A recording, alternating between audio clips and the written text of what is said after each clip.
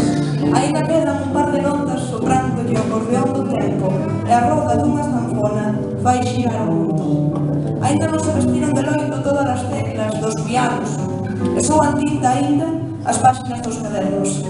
Ainda se mergullan as guitarras nun niño disfrazado de Mississippi e o canto segue a darlle aire ao alento.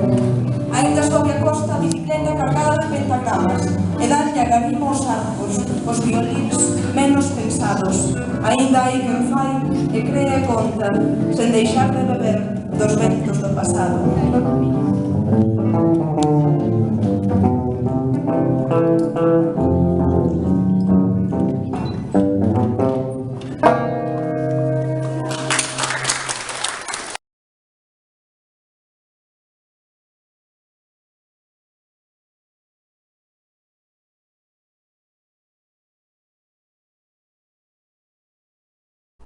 Alba, fala de Manolo.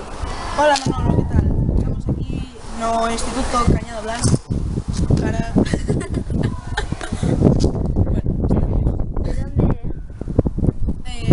Ser son de Vigo, pero nací en Gran Canaria. A miña familia originariamente ven do sur de Lugo. Pois, alrededor dos 10 anos estuve en, cheguei a un coro, unha parroquia e tal, pero cando empecé realmente a instruirme, aínda que despois fui ao conservatorio, estudei acordeón e despois estudei guitarra, cando empecé realmente a instruirme no canto foi con 18 anos, cando entrei na Central Folk a estudiar, mestura de canto tradicional con... Tes algún disco?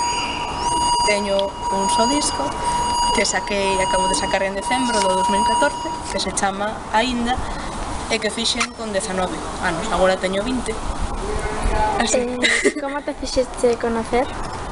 Pois, o disco saquei no gracias a que gañei o primeiro certame de canción de autor do Concello de Teo.